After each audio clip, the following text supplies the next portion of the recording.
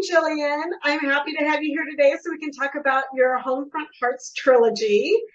Can you tell us what inspired you to write this trilogy? Well, some people, when they get interested in English history, they get interested in the World Wars right away. But that didn't happen for me. It wasn't until a few years ago when I started reading about life on the English home front that I became fascinated with the lives that they must have led and how much of a high stress time that must have been. I'm also interested in the war front stuff, but not nearly as much as I'm interested in life on the English home front. Passions ran high. There was a rise in crime, infidelity, babies out of wedlock because passions were so high because you never knew when today might be your last because they were being bombed every single night for 9 months. And the London Blitz is what I became fascinated in most. And that's what inspired the events of the first Homefront Hearts book. What and who is the focus of each of the three books, and how do your characters connect to one another? The first book is the hobby shop on Barnaby Street, and that's the story of Maisie and Cal. They're co-workers at a hobby shop in 1940 London. They experience the beginning of the London Blitz together while their romance is developing. They were childhood sweethearts, but their romance is a little bit forbidden because Cal is Maisie's brother's best friend. So the second book is about Nora and Jack. Nora becomes Maisie's best friend in the first book, and then the second book is about Nora. The book takes place in 1941, mostly in the Camden area, where she sets up her own seamstress shop. The third book in the series is The Land Girl on Lily Road, which is about Jack's younger sister, Elsie, who signs up to be a land girl, thinking that she's going to get an easy ride, working on the farm at her rich family's estate.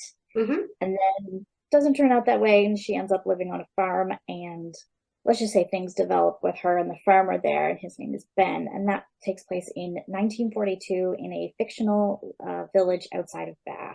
So, which romance tropes are you putting into these books? They're all forbidden romances in different ways. All of the female hero characters are rebelling in a certain way. The first book, Hobby Shop on Barnaby Street, is brother's best friend, childhood sweethearts, workplace romance. The second one, Seamstress on Cider Lane, is more about social class differences and secrets being held from each other. Mm-hmm. And the Land Girl on Lily Road includes city mouse, country mouse differences, grumpy sunshine, and enemies to lovers is a big part of that book. So, which book did you enjoy writing the most? I want to say The Land Girl on Lily Road. That could be because I'm in the process of editing it right now, so it's still closest in my mind, but I had such a good time writing about Bath because I love that city so much. I got to visit it for the first time last spring, and I just fell in love with it. And I really wanted to be able to revisit fiction. And the character of Elsie is such a spoiled brat. And the way that Ben, the farmer, drives her crazy, it was so fun to write their dynamic because they are so different. But each of the books has its own interesting dynamic. And I tried to include a lot of humor in it because it's always been a big part of what I write. But just the situations I could put Elsie and Ben in together made it really, really fun to write. Well, that's really cool that you could find a way to infuse humor into such a difficult time. Yeah, the English during that time, of course, they were always told stiff upper lip, but humor radio shows continued to be such a huge deal during that time. Comedic movies did amazing at the box office. People needed that humor to make it through the day in such a hard, difficult time. Yes. Humor is definitely necessary when your times are difficult because otherwise you just get so caught up in everything. So how did you go about researching for this trilogy? One of the things that world writers always say when they're talking about how they research is that they're very lucky because there's video footage, there's photos of real events, and there's newspapers. Of course, I read a lot of nonfiction books for my research, but being able to see the newspapers from that time was a huge part of my research. For the third one, especially, I was looking for articles about one event that I knew took place, and then I found out about something that happened completely separate from that, and it became a major plot point in the third book, not even specifically related to the war. I just happened to find it, and I thought, oh my gosh. So they were dealing with war stuff, they were dealing with this other thing, and now they're dealing with this other thing. Like, feel bad for the people who lived back then, but for somebody writing a fiction book and you need a lot of plot, you need a lot of conflict, that's a treasure trove.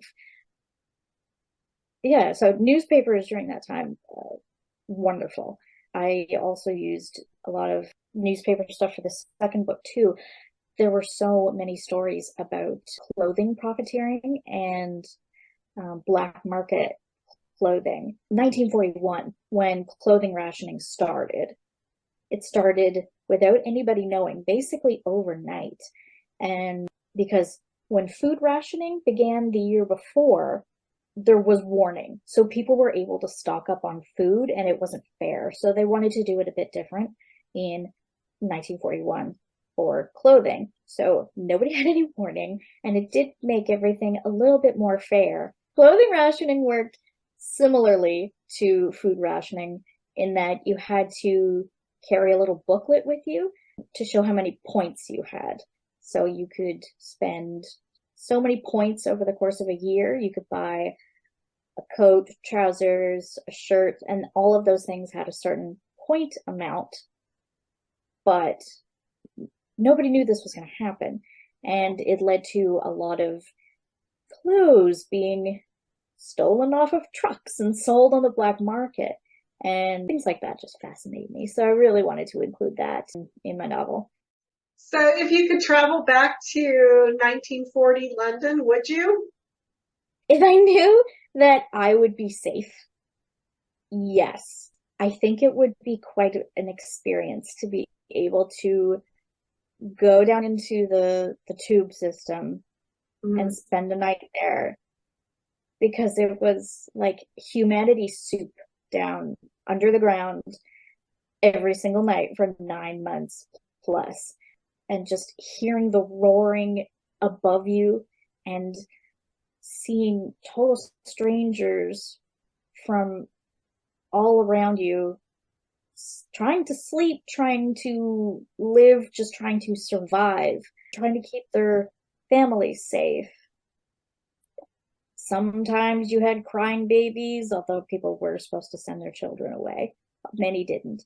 Sometimes you'd have couples canoodling in dark corners. Sometimes you'd have people just trying to read the paper. Sometimes you'd have people singing songs, drinking tea, playing chess. It was to spend a night there, I think would be extremely interesting as long as I knew I was safe. So why do you think the World War II era continues to be popular for historical fiction? I think it's because it's not so far removed from our time that it seems completely alien to us. Women were going to work and not necessarily being home with the children all the time by the 1940s. Our language was fairly similar to what it is now. There were cars and phones and electricity. So when you read about when you read fiction that takes place during the war, there's such familiarness to it versus something completely mind-blowing like having to deal with bombs falling from the sky every night and sending your loved ones away and maybe never seeing them again. I think the combination of those two, the familiar and the completely unfamiliar, makes for a really interesting dynamic in a novel, as opposed to something that takes place in a much, much earlier time frame, which might seem completely different to the lives we live now. I never have thought of that. So what advice would you give to a newbie historical fiction writer? You are allowed to stop researching. I think a lot of historical fiction authors conflate teaching history and entertaining people. Of course, there's going to be an educational portion to your book, and a lot of people read historical fiction to learn about the past, but your number one priority should be to write an interesting story. Not to say that you shouldn't be historically accurate when possible, but accuracy is not everything. A story is when you're a novelist. So many historical fiction authors fall into the trap of spending years and years and years and years and years researching the book because there's always more research to be done, but you gotta know when to stop because your book's not gonna get done and you need to put that book out so you can put out another book and another book. There's a lot of stories that could be told, and those stories won't get told if you keep researching. Know what you need to research and then research it, and then if you have to learn something else while you're in the process of writing, do that, but don't read 4 books because there might be one tiny little sentence that you think you could use. That's really great advice, Jillian. And I want to thank you for joining me today.